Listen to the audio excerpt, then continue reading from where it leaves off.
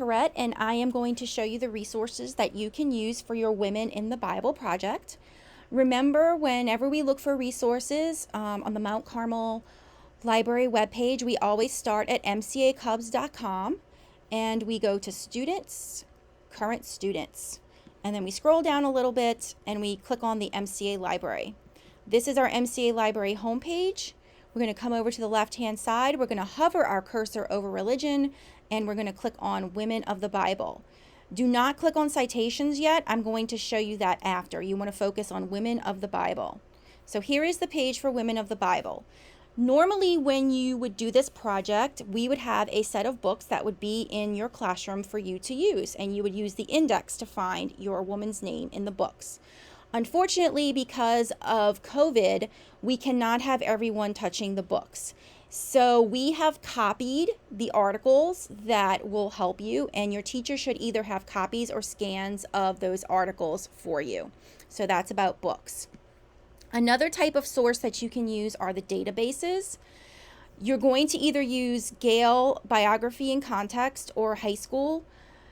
You might remember using biography last year in your English paper. I'm going to refresh your memory. One big important thing to remember is that these are the only topics that are in biography and context: Rebecca, Rahab, and Hagar. And the only topics that are in Gale High School are Rebecca, Rachel, Rahab, and Deborah. So if you don't have one of these women, then you cannot use the databases for this particular assignment. But I'm going to show you what biography looks like. High school looks exactly the same. So I'm going to click right here.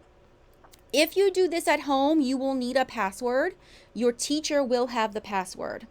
So remember, this is just like the mall. You have to pick the right store to go into, and this is my right store, Biography and Context. And when it pops up, I am going to search for my person. It is very important that you type your person's name and then in parentheses type biblical figure, because if you don't, you will get every single person named Rebecca, and you don't want that. So here are my articles about Rebecca, the biblical figure. I'm going to click on this one and remind you of a couple of important things. If you like this article, remember down at the bottom is the source citation. You want to copy and paste the source citation and put it into a Google Doc so that you don't have to retype all of this. So just remember to do that. Then up at the top, you want to send it to your Google Drive if you like the article. And I'll show you what happens when it goes to your drive. This is my drive.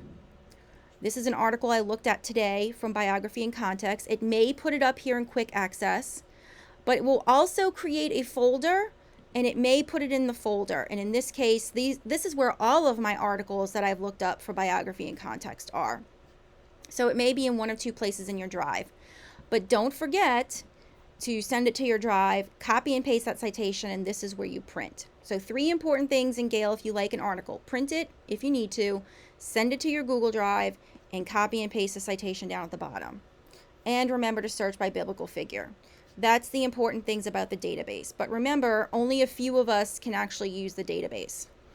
I have found some good general websites for everybody to use, because it can be quite tricky to find information about religious topics on the internet, because many people think they're experts on religious topics when they're not.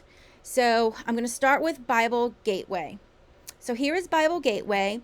The page that I have is the index. So you just look under the letters for your woman's name. I'm going to click on Bathsheba. Here is my article about Bathsheba. And there you go. You can print it, do whatever you need with it. I'm going to talk about citations in a little while.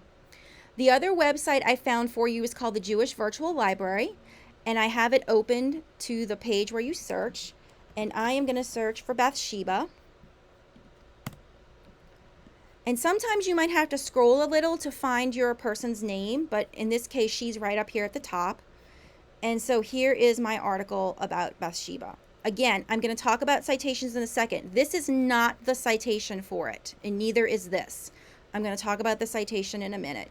But this is how you would use the Jewish Virtual Library. Okay, and let me go back because it lost my page, and that might happen to you too. So I'm just going to go back to the library. The internet's running a little slow today. Okay, here is my Women of the Bible page. So we've talked about these general websites. Then I found some specific websites that can be used. So if you have Jezebel or Rahab or Deborah or Hagar, then you can use those. You might also want to cross-check your facts because, again, sometimes people put information up on the internet that is not exactly correct. So cross-check the facts you find on the internet.